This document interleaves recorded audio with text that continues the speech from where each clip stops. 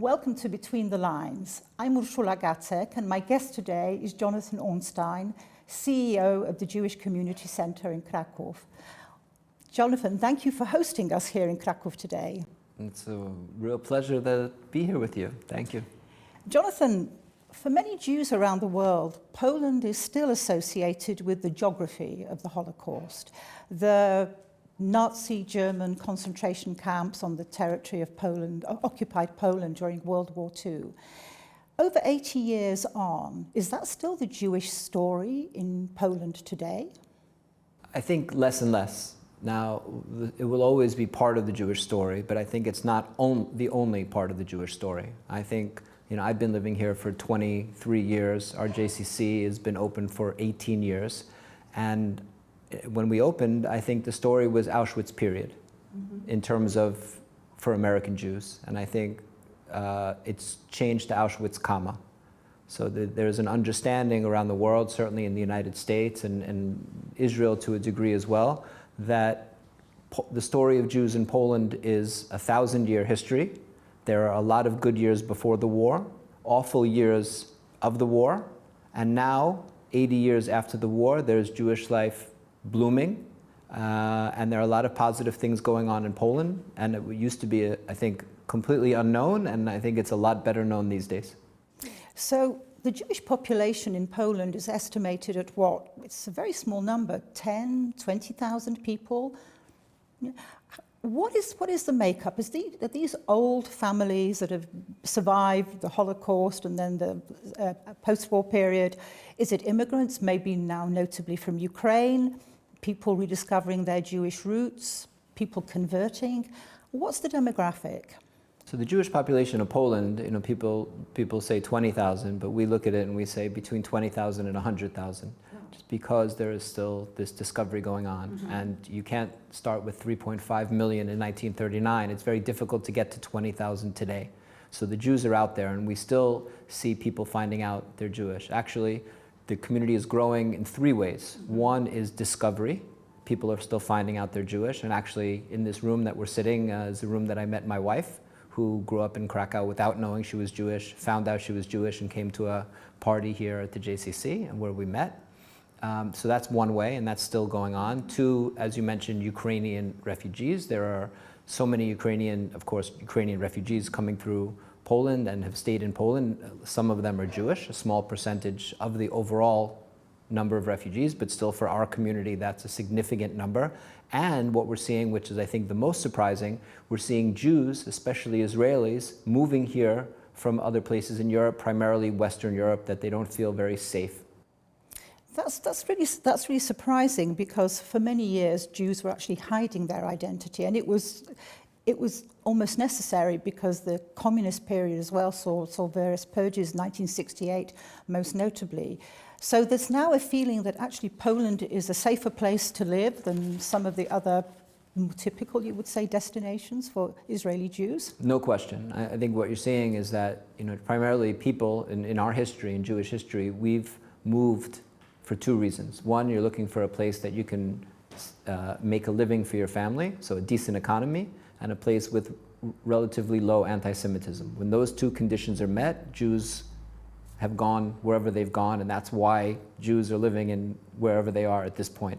And if you look at Europe today, there are not that many places that really fulfill those two categories. And Poland is a strong economy and a safe, decent place to be Jewish once again, and that's becoming far less of a secret than it has been.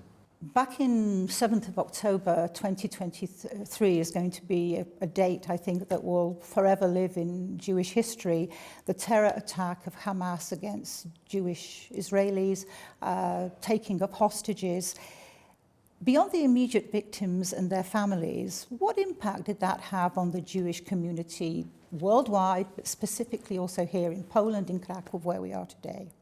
I think there have been two major impacts that we've seen. Our safety as a community hasn't really changed much in Poland. And any additional threat we feel is not because of Poland, it's because we live in a Europe without borders. And there are a lot of people who don't like Jews, seemingly more and more people that don't like Jews after October 7th, and it's easy for those people to get to Poland primarily from countries west of here. But so we've seen a massive spike in anti-Semitism, whether that's people suddenly feel more comfortable being anti-Semitic or anti-Semitism has grown since October 7th. Without question, we as a community feel under threat around the world, but not necessarily feeling it that acutely in Poland. And the other thing is we've seen a real renaissance of Jewish identity that we talk about in the Jewish world. We talk about the October 8th phenomenon, that not only anti-Semitism at one point is rising, but also we see Jews that maybe didn't feel so connected to their Jewish identity, and since October 7th have now stood up and are getting more involved. So we see it. So when they felt this attack, they felt it's time to stand up and be counted? I guess so. I guess it's the fact of, wait, if this is the world sees us as the other and the world is against us, then that makes people sort of close ranks and feel maybe more pride in their identity. But still, the public debate, focuses in large measure on the military response in Gaza and the resulting humanitarian crisis. Is it possible to criticize Israel without slipping into anti-Semitism? It is possible to criticize Israel without being anti-Semitic, but if you choose to, if you look at the world and you take a look at all the horrors today going on in the world in all different places, and the only thing that really gets you upset is Israel, and the only thing that you choose to protest about is Israel, then I think that is anti-Semitic. I think if you say, I'm upset about all life lost everywhere and I'm gonna march on Wednesday against this place and Thursday for the Uyghurs and Friday, then you can make a stronger case. But when the only thing that seems to upset you is when the one Jewish state in the world does something, then I think that it's hard to not see that as anti-Semitism. We've talked about the Holocaust and memory in action is something that this centre is also very much involved in. Behind me, I'm sure we can see some posters. Ride for the Living. Walk for the Living, I think, is a phenomenon that's quite well known. But tell me about Ride for the Living. Yeah, so March of the Living has been going on for probably about 30 years or so, which is a march from Auschwitz to Birkenau. And we, while we cooperate with the march and we like the educational component, we thought that you're going from Auschwitz to Birkenau, you're not really making much of an upgrade in terms of your destination. So we thought we wanted to do something a little different, go from the darkness and the tragedy of Auschwitz-Birkenau to the light and hope of our reborn community. We thought it's So the direction is not random. No, it's Auschwitz to Krakow. Auschwitz to Krakow, of course, which is the trajectory of our community, and really over the millennia, the trajectory of the Jewish people always going from the darkness to the light. And we thought it's too far to walk, not too many people are going to run it, but bikes are a good way to do it, and it's grown and become a wonderful thing. How many people participate, and where are they from? About 300 a year from dozens of countries. We get people from all over the world. We've had US ambassadors have done it. We had Nobel Prize winners have done it. I do it on a tandem bike with a 96-year-old survivor of 5 camps who lives in Krakow. The Ride for the Living, March for the Living, and here in Krakow, we're in the historic Jewish district of Kazimierz. For many years known to a wider audience because of a Jewish cultural festival. It was, and maybe still is, one of the largest events of its kind in the world. How important are the cultural events, also the things that you promote here, and especially the things that actually reach out beyond your community to non-Jews? How have they reacted? How have they learnt through those cultural experiences? So Jewish culture does not only belong, certainly in a place like Poland, does not only belong to the Jews. Jewish culture has been a part of Poland for 1,000 years. And the Jewish Culture Festival has done an incredible job of making Poles aware of the fact that Jewish culture is also their culture. And I'm mindful of the fact that we would not be able to do what we're doing if we didn't operate in an environment that was not only accepting of Jews, but really, in some ways, fascinated and truly deeply interested in Jewish culture and Jewish history. And a lot of that is because of events like the Jewish Culture Festival. So for us to have the success that we're having, we need to operate in an environment that's conducive to Jewish life. And that environment has been made conducive through efforts like those of the festival to help Poles understand Jewish culture, and via Jewish culture, Jewish history and the Jewish experience. So many, walking through the streets of Kazimierz today, it's actually hard to hear the Polish language. There are so many international visitors here, some obviously Jewish, some not. When visitors come to this historic part of Krakow, what do you think surprises them most? Well, I hope what surprises them is the fact that there is Jewish life being reborn, that you have a Jewish community center, centers of Jewish culture. We just opened an Israeli-style kosher cafe, that there's living Jewish life, synagogues that are functioning. How many synagogues in Krakow? Well, we have 7 renovated pre-war synagogues, which is the best preserved Jewish heritage anywhere in Europe, and let's say 2 of them are functioning as synagogues. What about the JCC, the Jewish Community Center? What kind of activities go on here in this building where we meet today? So we've been open 17 years, founded by King Charles. This is now the largest Jewish organization in Poland. Founded by King Charles. By King Charles. Founded and opened by King Charles. Seriously? Seriously. Who visited us recently in January. Came back, he founded us as prince, and he came back to visit us as king, which was nice and unexpected a year ago. And the center is the beating heart of a reborn, revitalized Jewish community. We have about over 1,200 Jewish members here, about 70 full-time staff. We have dedicated activities for every age group. We have a preschool, which is the first Jewish community preschool to open here since the Holocaust. Teen programs, Shabbat dinner every week for... How many people do you invite to the Shabbat dinner? We get an average is about 100 people for a Friday night dinner, which is a good chunk of the community, considering for each Shabbat. And we have, I think what's also surprising for people is that we have 55 Holocaust survivors that are members here. So these are Polish Jews that survived the Holocaust, outlasted communism, and have never left, and are active members of our community. You talked about the cultural side of your work, but the crisis, the humanitarian crisis we saw on our very own border here in Poland, with the full-scale invasion of Ukraine by the Russian Federation. How many Jews actually came through that border and landed on your doorstep here in Krakow, and what kind of support have they been able to receive here? Well, we made a decision as Krakow, the largest big city, closest to the Polish border, to the Ukrainian-Polish border, is that we were going to do whatever we could to support the refugees.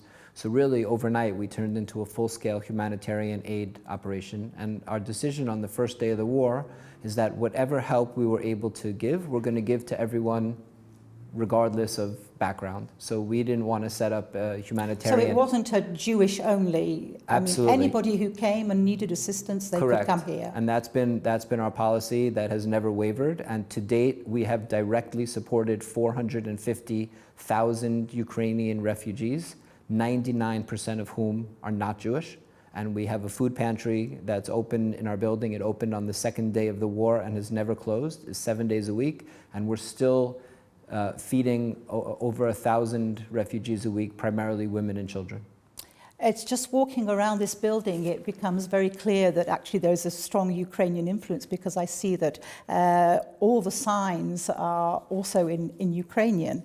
Let's look forward a little bit. How do you see the community developing? What gives you optimism about the future of Jewish life in Poland? I mean, I'm incredibly optimistic about what's happening here. I've seen tremendous growth in the last 20, 23 years that I've been here, especially since the JCC opened in 2008. And I see one of the few Jewish communities in the world that's growing and that's going in a good direction. We have, as I said earlier, the new Jews joining the community that are through discovery from Ukraine, from other places around Europe, in an environment that's conducive to Jewish life. And if you don't only see Poland through the prism of the Holocaust, which is what we encourage people not to. Don't only see Poland through the prism of 1939 to 1945, but if you take a 1,000-year view of Poland, then there were good times and bad times, then the worst time, and now I think good times have returned and will continue to go in this direction. So we're incredibly confident and optimistic about Poland, Jewish community in Poland rejoining and taking its position once again as a leading Jewish community in the world. Several years ago in Warsaw, there was the opening of the Polin Museum, which was aimed exactly at that, to basically expand the narrative, not to just see the Polish-Jewish history through that tragic period of the Second World War. But that's a museum. It's a very lively museum, but it's a museum. But here you actually have real, vibrant Jewish life, which I think is incredible. So you don't feel that living here in this historic district of Krakow, you're living in some kind of living museum?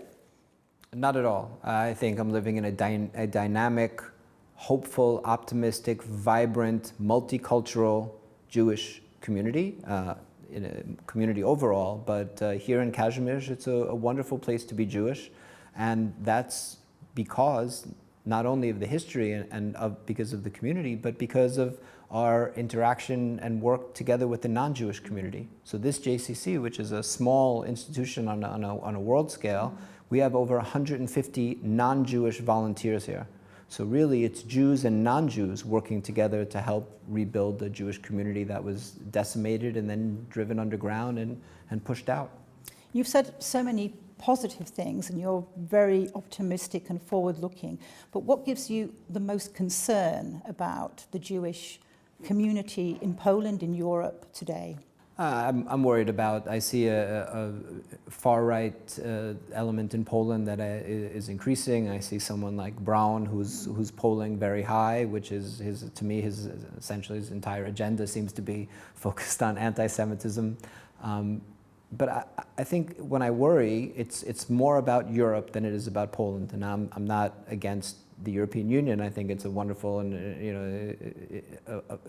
achievement on a historic level to bring peace and prosperity to Europe. But my concern for the community, when I think about danger and I think about security, they're European concerns, and I worry that actually not just European, because we have recent events. We had the attack on Jews at prayer in Manchester in England, and of course far from Europe's shores, but the attack on the Hanukkah party on Bondi Beach. Yeah. So these incidents happily are not, and I hope they never will be seen here in Poland, but I think it shows the mood and the security concerns. I think the fact that you mentioned that so many people are moving here because they feel safe is something that really is very surprising and a very positive thing to hopefully end our discussion on today. So next year, you're going to invite us to take our bicycles and ride with you. You're more than invited. We'll take care of everything. Just bring a pair of shorts and a smile. Shorts are obligatory. And what's the date of the... This year it will be on June 26th. Then we very much look forward to seeing you in your shorts, and we'll be in our shorts. Jonathan, it's been a real pleasure. Thank you again for hosting us here. And it's good to hear that Jewish life is alive and well in Krakow, in Poland, and that there is acceptance of the community and excellent, I think, also integration. It's been really an eye-opening experience for me as well, and hopefully for our viewers today. Thank you. Thank you so much.